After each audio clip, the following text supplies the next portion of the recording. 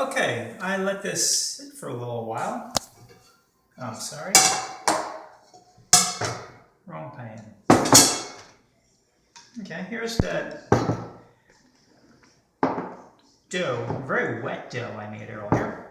And I'm going to show you how I'm going to make it into a more firm dough. I sprinkled my flour all over the top of it, pretty heavily. And then I'm going to scoop all around the sides. Okay, and I take it and I fold it. And it's going to be very wet. I actually made this wetter than I like. But that's not going to be a problem. I'll still end up with a very nice loaf of bread out of this. It's just going to take a little bit more flour. I push it down. And what I'm doing here is I'm pushing all this flour into the wet dough with my fingers. You can already feel the dough is starting to get spongy. It's getting carbon dioxide inside there, making it give a spongy feel to it. I take this and I fold it. Hi, Eva. And this is the equivalent of kneading here.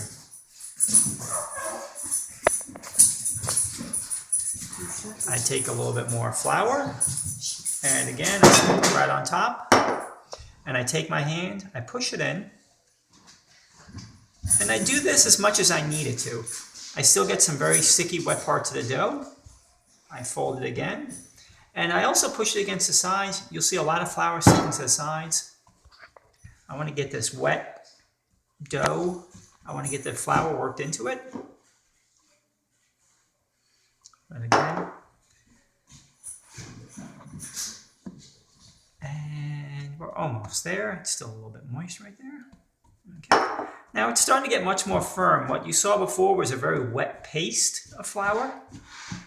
Again, I'm going to scrape all this flour off the sides. And now I'm actually starting to look like a bread dough very quickly. Okay, I'm going to let that rise. I'll put my lid back on top. And I'll put my lid there. Okay. Hello again.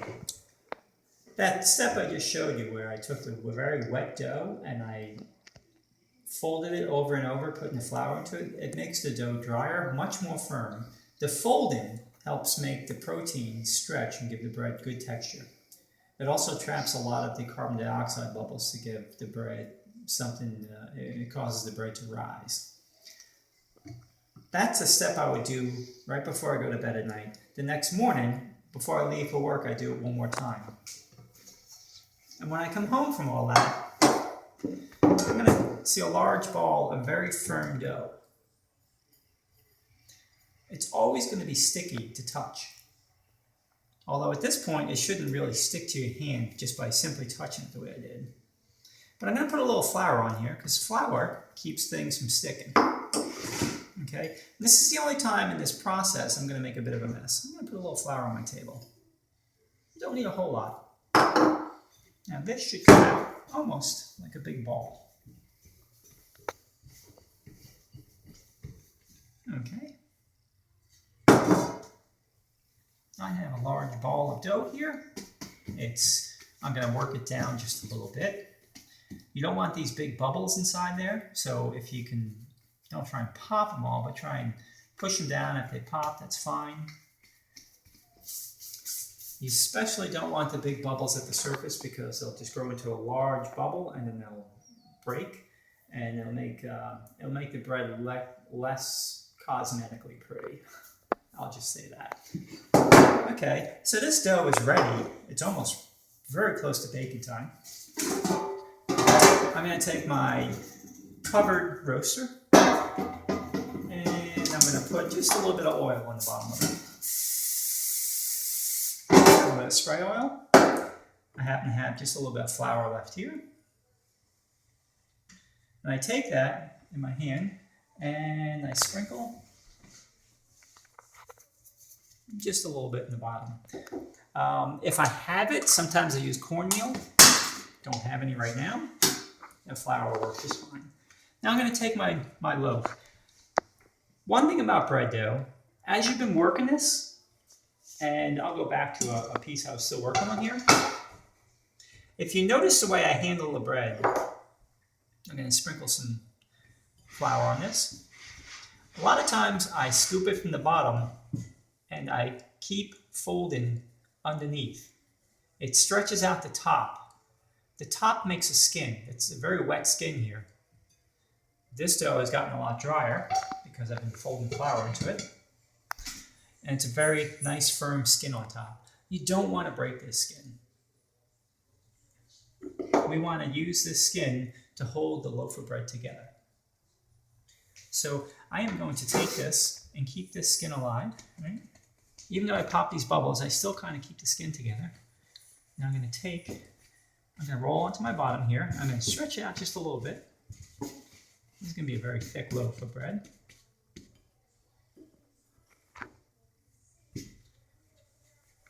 I'm going to get rid of these bubbles. And I'm going to roll this whole thing up. Again, I'm popping the big bubbles because they're just going to make the bread have large pieces of thin crust that will break away.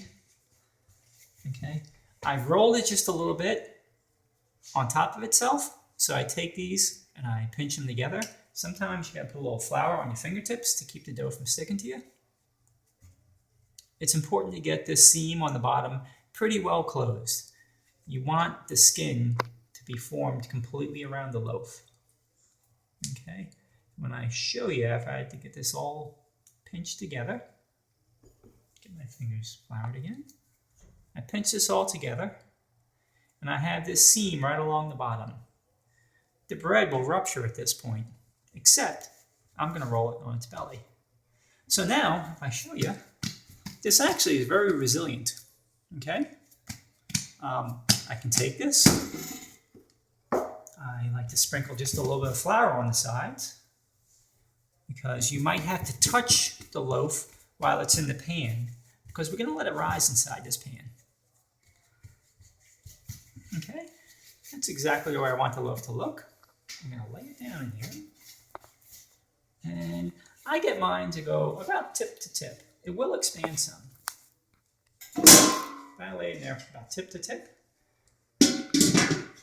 I put the lid on it. And I am going to let this sit for about an hour. And then we'll come back and bake it. Okay, sometimes you might be a little pressed for time. And at this point, you might want to make your final rising go a little quicker. You need a warm spot. And I showed you earlier, it's wintertime here. So I'm going to make it warm right now. Cook time 2 minutes. So I'll start that. And then my temperature of, it doesn't matter what I put in here. I put 300 in the oven, but it will not actually reach that temperature because I only have it set for 2 minutes. It's going to try and heat the oven up for 2 minutes. It'll probably get up to about 150 degrees. And then the dough will sit in that warm oven. It'll be the warmest place in my house. Hello.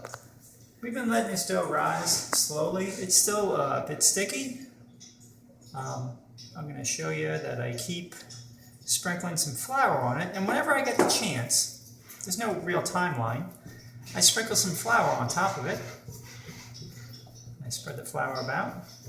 And I push that flour into it. And it's starting to get bubbles inside here. And I just pick it up and fold it. And what we're getting here is a nice texture to the flour, to the dough. And again, I always finish by turning the top upwards, like so. And it starts to form a nice ball as I do this, and you'll see bubbles inside the ball. So I'll put this back inside here. Put the lid back on. Okay, now if we come across here, just like every cooking show, there's multiple stages going on at the same time. I already took a finished dough that was rising for about 20 hours. And I put it inside my roasting pan. Now, I told you that bread has a skin on top of it. and you want to keep that skin from rupturing. We had pinched this loaf on the bottom to make a seam to hold the skin together. I'm going to put some cuts on top of this loaf. I take my knife, hold on, let me get the bread. Sometimes I like to push it away from the sides a little bit. All right, that looks nice. I take my knife and I score it real quick, just like that. Turn it this way and do one more time. Okay.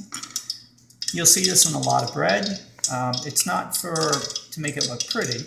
It's actually to relieve some of the stress on the skin, because the skin will want to expand as the bread rapidly rises in the oven due to the heat. And if it doesn't have any place to stretch here on these cuts, if you don't put them in, often it'll burst on the bottom. And you'll get a loaf that just has a big rupture on the side, on the bottom. It's not as pretty looking, and it doesn't cut and make sandwiches as easy. So putting the little cuts on top of here means you know exactly where it's going to rupture. Now I'm going to take this cover, and I've taken my oven. I have my oven at 400. It's a convection oven. I set it for 500, and it always seems to put 25 degrees below whatever temperature I set. That's good enough. You want your oven real hot. I put my roasting pan right in there. I take a timer, and I'm going to set for 25 minutes. I'm going to just start my timer. And now we can just sit back for 25 minutes. After 25 minutes, I'm going to take the cover off, let it cook for 5 more. And after that, we'll be all done, and we'll be ready to eat bread. All right, we've let this bake for 25 minutes. So I'm going to take it out. I'm not going to really take it out. I have a couple of things cooked underneath it. I do that from time to time. I take my lid off, and you can see the bread. It's looking good. I'm going to let it bake open for 5 minutes. So I push it back in. Set my timer again. And this time when I take it out, I'm just going to put it on a cool surface to cool down. That's gone. I am going to take the bread out, and we're going to let it cool off. There's my loaf of bread. And what I do, shed some light on the situation. I take my bread out. It's very hot. I did not get any eruption on the bottom. That's exactly what we want. Sometimes you'll get that, and you'll learn techniques to keep it from happening. Right now, the outside's very crispy. You're going to let it sit for a while, and it'll get a little bit softer. You don't want to cut hot bread. It loses the moisture very fast. I know it's very tempting to eat this, but I tend to let it cool for an hour before I even touch it. And that's all you have to do to make a nice loaf of bread at home. And that took 20 hours from start to finish. But this video only took about 10 minutes. About 10 minutes of work. That's all I'm asking you to do, and you can have a loaf of bread like this. Thank you. Goodbye.